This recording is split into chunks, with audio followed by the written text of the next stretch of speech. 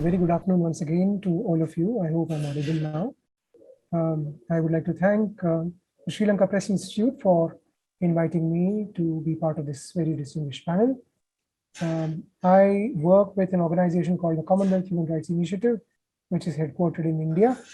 And we have offices in London and Accra in Ghana. We primarily work on issues of access to justice and access to information. My area of specialization is access to information. I've been working in this field for more than 15 years now.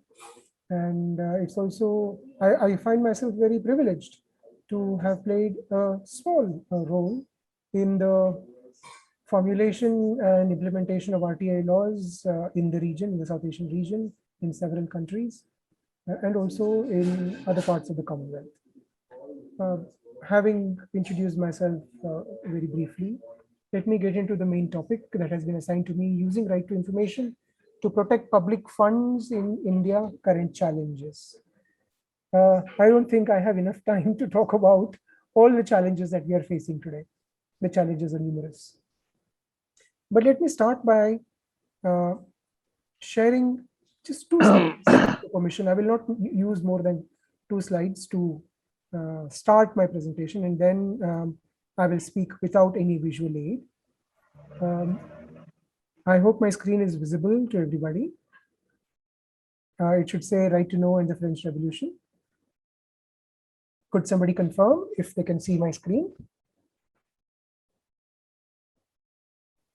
I think I can see it. So yes, we can see it. Go ahead. Thank you very much. Now you might ask me, what's this connection with? We are talking about current challenges and you're taking us back to the French Revolution. There is a reason. I'll make that connection right now.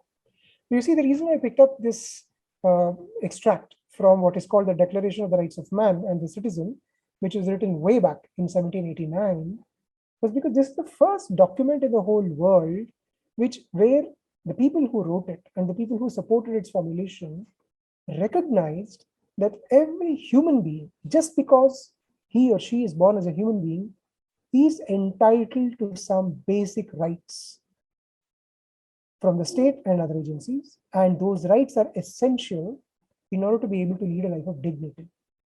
Now, many people talk about civil rights, political rights, etc., and very often one part of the Declaration of Rights of Man is completely ignored, and that is the focus that Article 14 and 15 place on people's right to know how much tax they have to pay, and also the right to know how authorities are using the taxpayers' money. Why is that necessary? The second article, that's Article 15, makes that clear. Because society has the right to ask a public official for an accounting of his administration. You will see that it's not just the right of men that was recognized during the French Revolution. Similar right to know and to demand accountability was recognized as women's rights as well in this Declaration of the Rights of Women and Female Citizens. I'm going to stop sharing my screen now, and I'm going to continue without any external visual aid. Why did I mention this?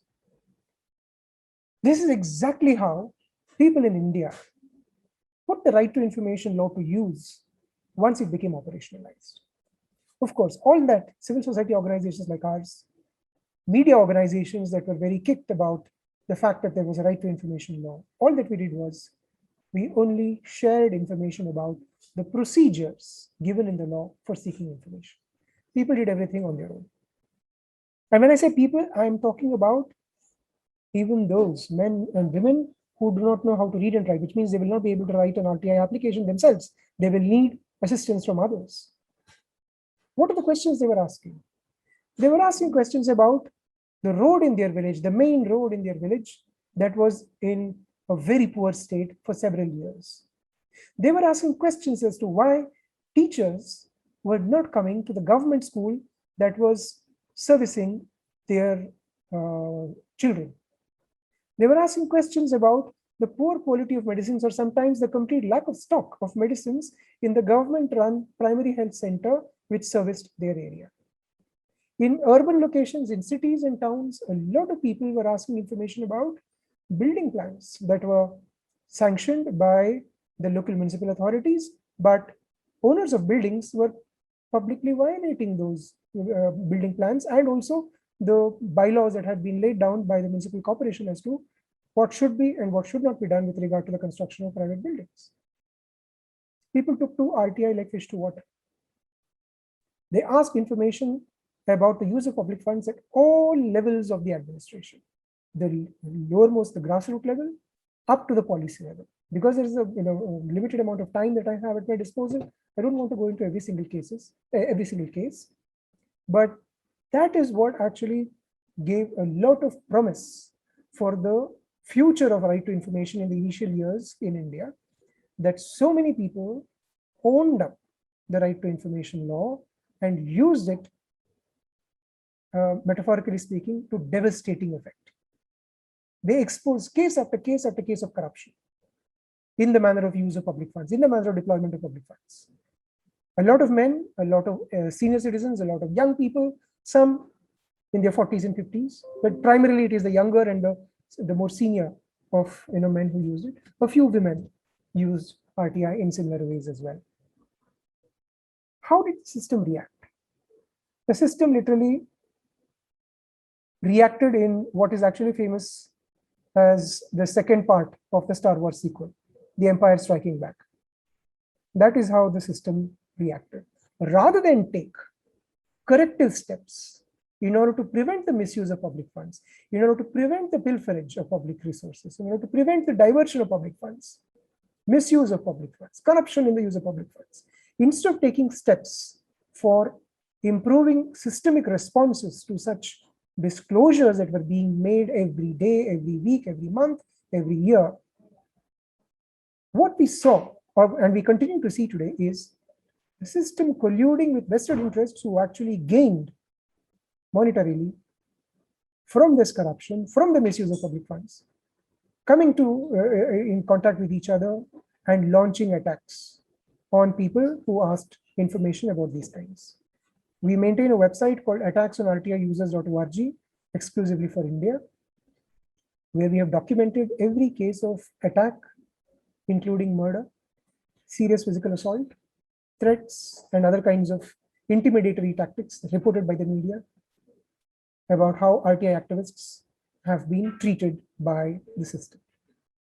We've got more than 500 such cases reported. Many cases don't even get reported in the media because they are happening at very far off locations, remote locations, where the media may not be able to reach, or the media does not find it necessary to report it unless blood has been shed.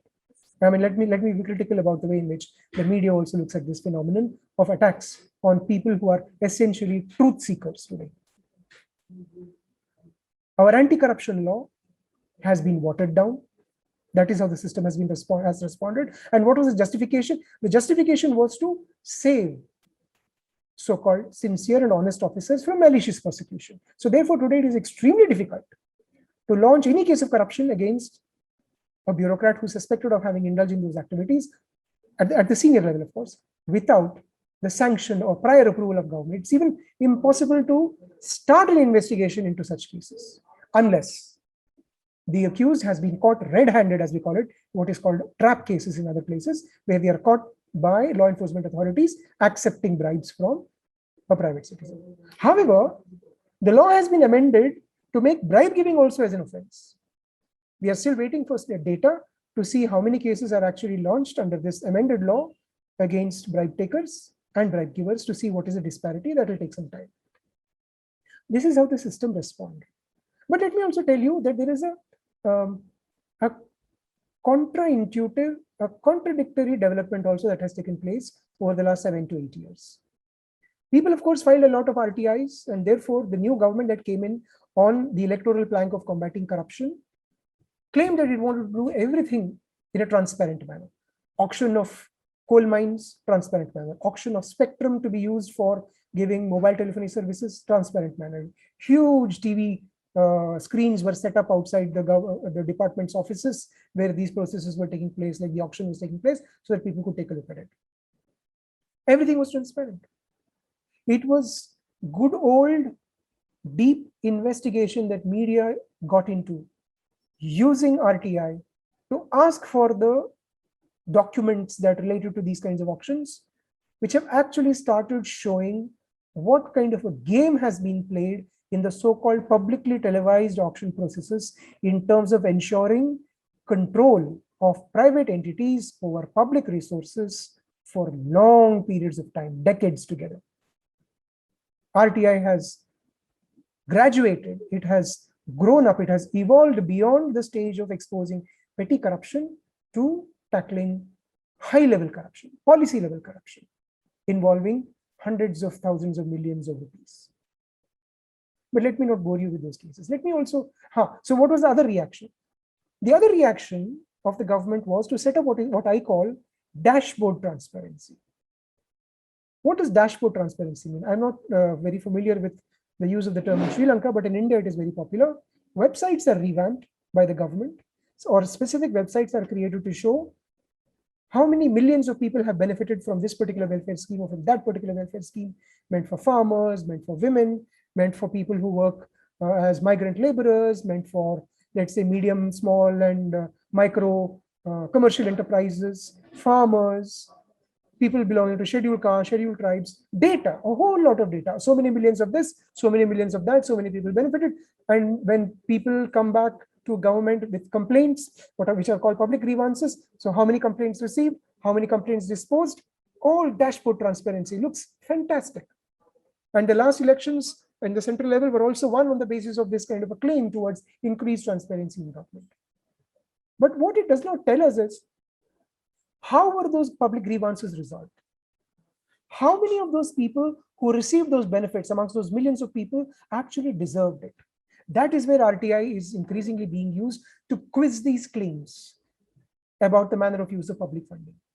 And there, unfortunately, I want to make an honest admission just to show that India is not a poster boy for the implementation of right to information as it used to be once upon a time.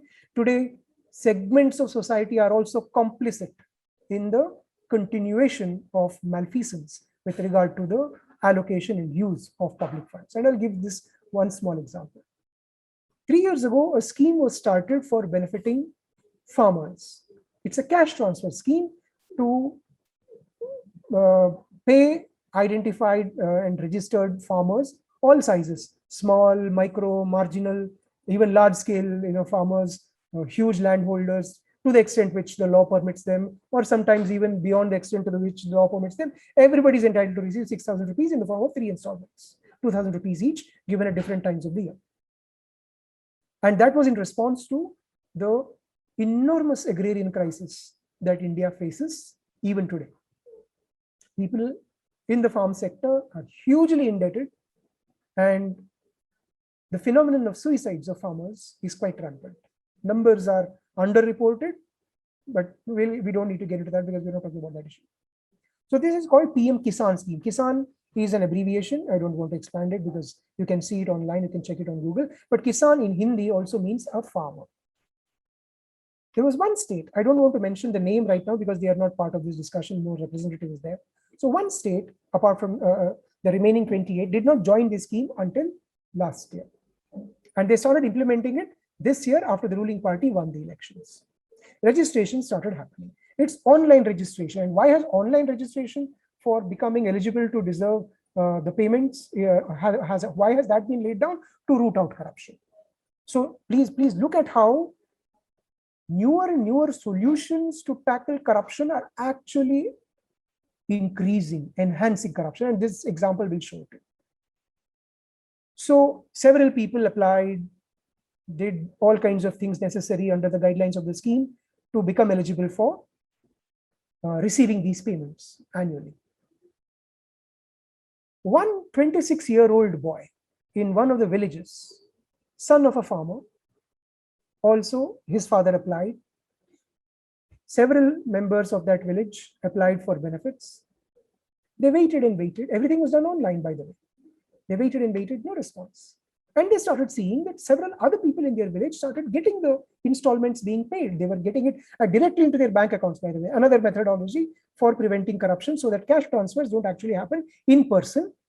Because then instead of giving you 2,000 rupees, the government officer might just give you 1,500 and pocket the 500, which is an old story. So, to prevent the direct transfer to the bank account of the beneficiary is what has been, instituted.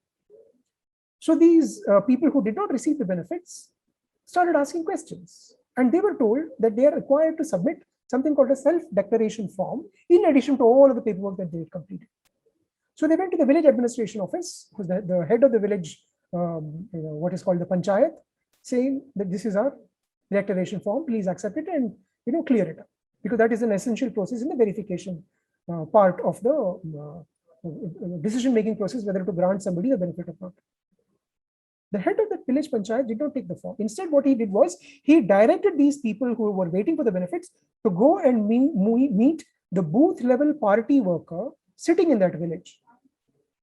So they said, okay, perhaps, they didn't know, they thought it's the same government which is in power. So perhaps he's been given some sort of authority in government, to help out with the implementation of the scheme. So they went there. And that gentleman, that blessed soul, insisted that these people who went to meet him sign up a blank sheet of paper and give that along with the declaration form. So they asked, why should we sign a blank sheet of paper? He said, no, later on we will fill up your application for membership to our party. They refused. He said, sorry, no, that's not why we have come here. We've come here to claim our rightful benefits under this scheme, which should be available to every single farmer. We've submitted all our documents. Now only the self-declaration form is left, and therefore you have to take it. He refused to take it. So they went and made a complaint to the agriculture department. The fellow refused to meet them. Said, no, go back. I'll make a phone call to your head of the village panchayat and he will take your form. Don't worry. So the form was taken. They went back and they submitted. They kept waiting. Nothing happened. More and more people started getting the benefits. And then this 26-year-old boy who was internet savvy started checking up whether everybody who's actually known to have received the benefits fits into the eligibility criteria. And he discovered that unlike the scheme guidelines, which say that only one person per farmer family should receive the benefits, husband and wife are sometimes receiving the benefits. And all of this information is available on the scheme dedicated website, by the way. That is how he is able to access the information and find out, do this cross verification. And then there are people who are not even registered as voters or residents of that village, who belong to some other village, but they are shown as residents of this village and they are getting the benefits because they have all signed the party forms. So he made a complaint to the state level implementing agency. Ordinarily, what should the state level implementing agency should have done? They should have taken action on the complaint, but which means remedial action. But what did they do? They had their own version of remedial action. They sent a copy of that complaint along with the name and address of this complainant directly to that village level office and to the booth level officer, saying that so-and-so complaint has come, such as a complaint has come from so-and-so person, so do something about it. What did the gentleman do? He called for a formal meeting of the village assembly, which is actually required to be done under the law at other points of time, but they convened a meeting just to discuss this issue. The father of this boy, 26-year-old boy, was called to the meeting and he was publicly admonished for letting his son go this far in terms of making a complaint. I was very surprised to hear. All of this is documented, by the way, in the form of complaints to higher and higher authorities. In a gathering of 60 to 70 people sitting in that meeting, 50% of the attendees asked this man, the father of this boy, what is your problem? This is government money, let it go to anybody. He said, sorry, I will not let it go. It is not government money, it is my taxpayer money. And then threats started coming. We will beat your son up. It was the agrarian season, the sowing season. They said, we will not cooperate with your father in terms of anything to do with the sowing operations. Now that is one level of threats that came. And then the gentleman contacted me because I work on the very same scheme in terms of wanting to make it more transparent. So somehow he found my name and number on some website and he contacted me and I advised him to escalate the matter. Today, what has happened? How has the system reacted? The Empire striking back. The matter has been escalated at one point. So today, everybody in that village has been denied benefits, including the ones who were receiving it earlier. Why? The local officer says that's because complaints have come from your village and now we are under no duty to release any new payments and we will not give any payments to the previous people who have been approved. This is how the system is reacting when voting, tax-paying citizens who have a social conscience are pointing out to the failures of a system which is making use of digital technology to improve performance and reduce corruption. This is the real challenge that we are living with today. And let me just make two points and then I will stop. how RTI has been used today, and it's been the trend for the last 15 to 16 years in India, it's actually a post-mortem operation. Why? Because decisions are taken, money is shown as being spent. It's only RTI that leads to exposure of the wrongdoings. RTI is not leading yet because those systems have not been created. It's not leading yet to preventive measures. Prevent the misuse.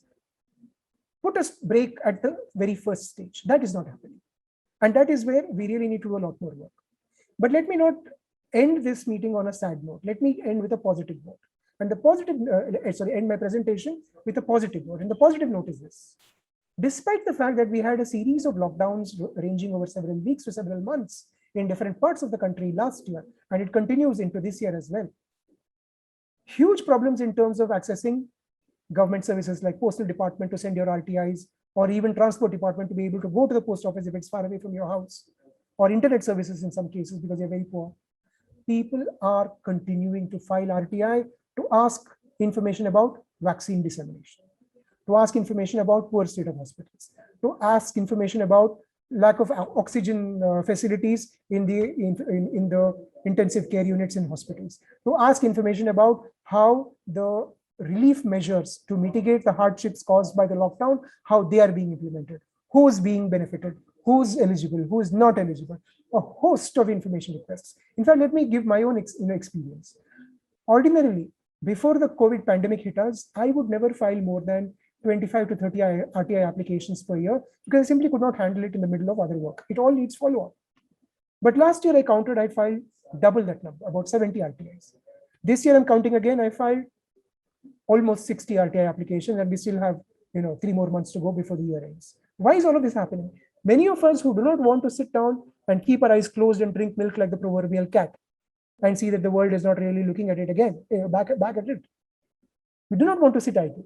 We've got one tool until they take it away from our hands. We want to continue to use right to information to question, to challenge, so that at some point of time, things will get set right. That is where RTI is really proving useful, particularly in the context of tracking public money, the use of public money, the utilization of public money. Thank you very much for this opportunity. I would like to end my presentation.